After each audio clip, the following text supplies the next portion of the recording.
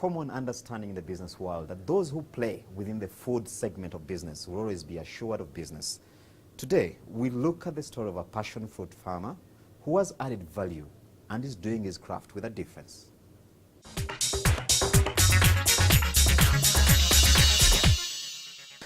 Through the years, farmers have mainly concentrated on growing traditional crops like coffee, cassava, matoke, and many others on a rather small scale.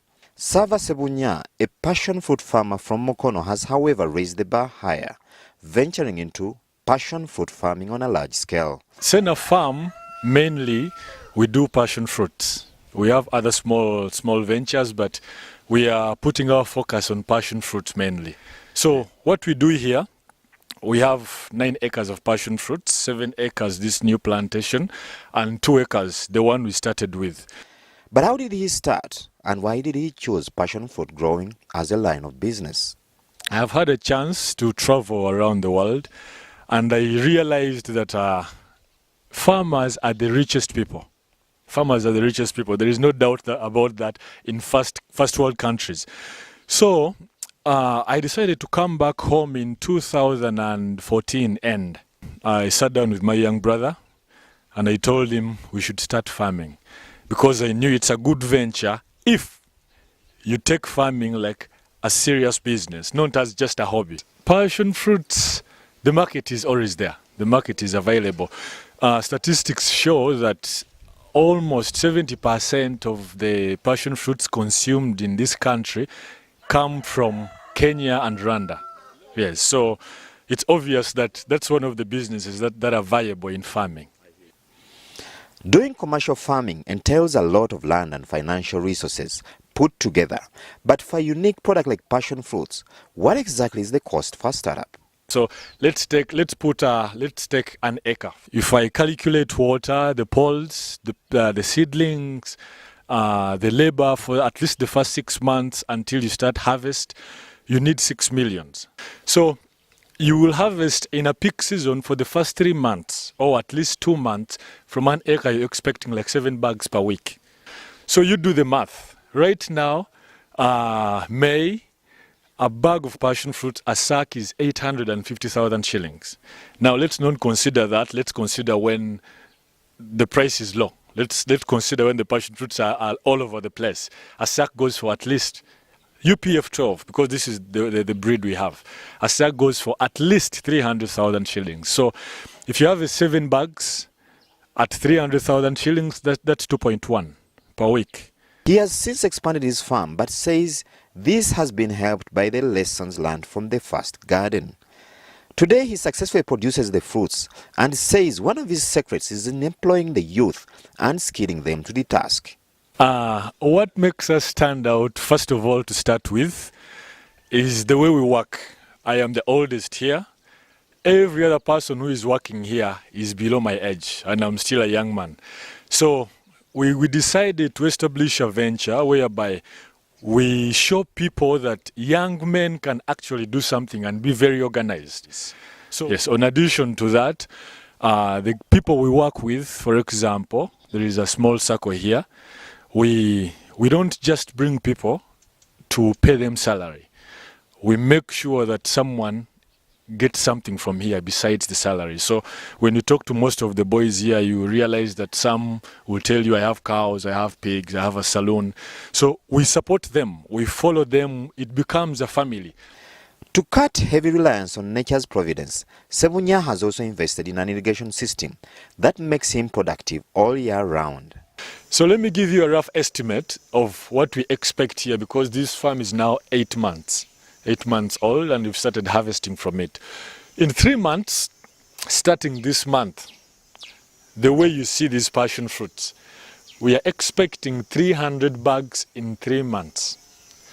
That target has been set both by us and mostly by the people who work mainly at the farm, the boys, because we have made a deal with them that if we actually harvest 300 bags, everyone is going to Nairobi for a holiday. So the 300 bags, count it at the minimum of 300,000 per bag. Then you have your mark. That's 90 millions. Let's take all the expenses that we've incurred in the business. Because everything here is new, we really incurred some expenses, but it is a very promising investment. So if we have 300 bags in 3 months, then we wait for another peak season, starting maybe October, let's say, and we harvest another 200. That is 100. That is 500 bags times 300.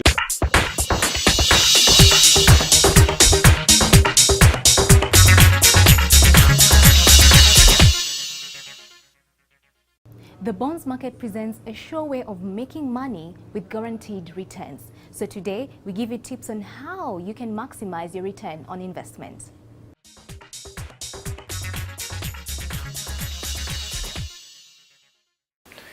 I think when you also leave stocks and go to government bonds, there is a minimum that the bondholders should have to invest, which I believe is 100,000 shillings. Nothing prohibitive. But what is very good about buying bonds is that you also have a fixed return as to what you're likely to get at the end of the year. There is that security that it will always be honored by the government. And if they need to actually print more money in order to pay this particular bondholder his coupon, then they will. Well, I think it's also the interest rates. When you think, if you usually are going to do a corporate bond, you're going to benchmark it off a government, what we call a free government rate. So it would be either T-bill or the bond. And already the interest rates are fairly pricey. I know they've been coming down, but it also affects the cost that when you're now pricing the corporate bond, you're going to say maybe the T-bill rate, which is probably, let's say 8%, and then you're going to actually add the transactional fees, the other fees that you add, and then you're also going to add guarantee fees. You're going to add, there are certain interest rates that you add in order to come with the final pricing that you put to the bond. And if the underlying asset in its very self is priced really high, it makes this particular corporate bond quite expensive. So as interest rates come down, I think the opportunity to actually use corporate bonds is now worthwhile. And I believe right now is the time to do something like this.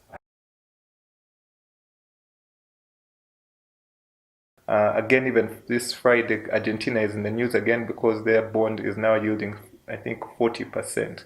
It may be high, but again, government is bound to pay out that coupon to the bondholder.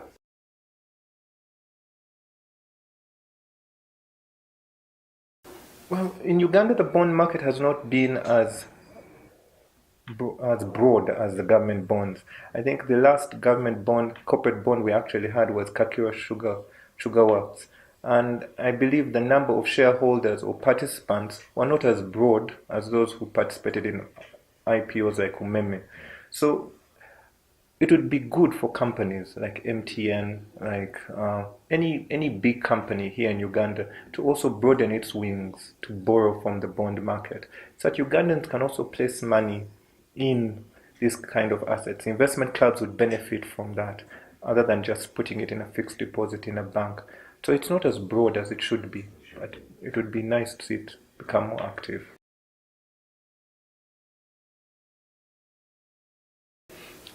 An SME would benefit from the ecosystem that comes with being on the stock market.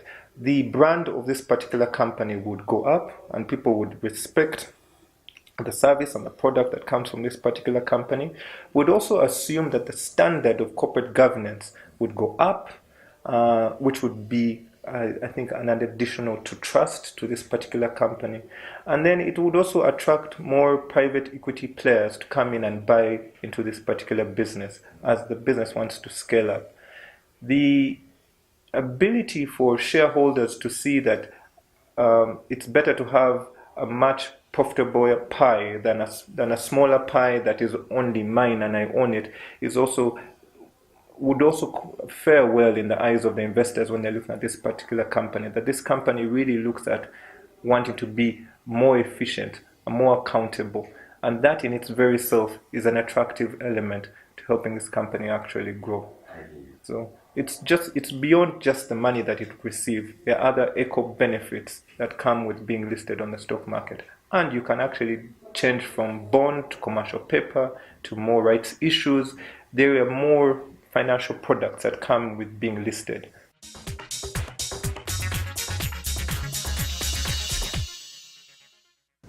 Energy is a critical factor of production, and because of this, many farms are going to greater length to save it. Let's take a look of some of the innovations being used in this process.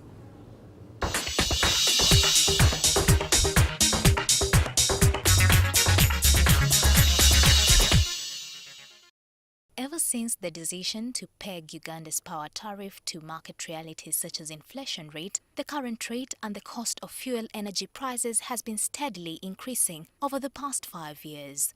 It is today one of the biggest costs on books for most manufacturers, businesses, and a significant one for households.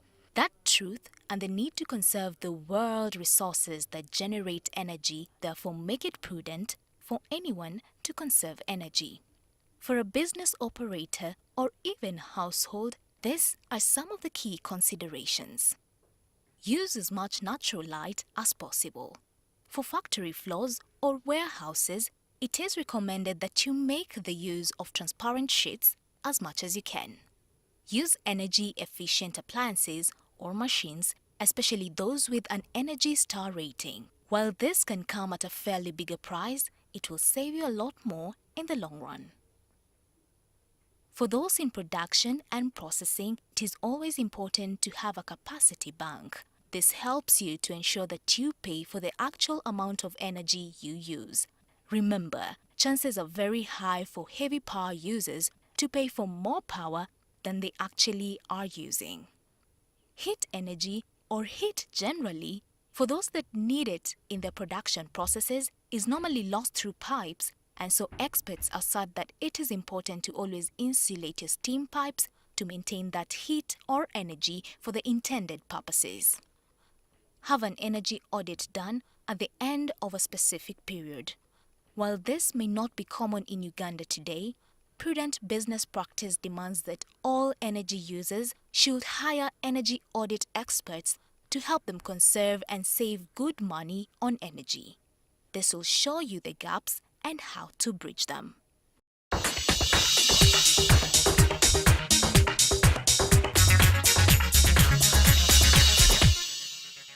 That story brings us to the end of this week's show. You've been good company. For any questions, suggestions, or comments, please don't hesitate to drop us a line on the emails and social media address on your screen. And be sure to catch us same time, same place next week. My name is Malaki Vilaudera. And I'm Charles Woji. Have a good night and God bless.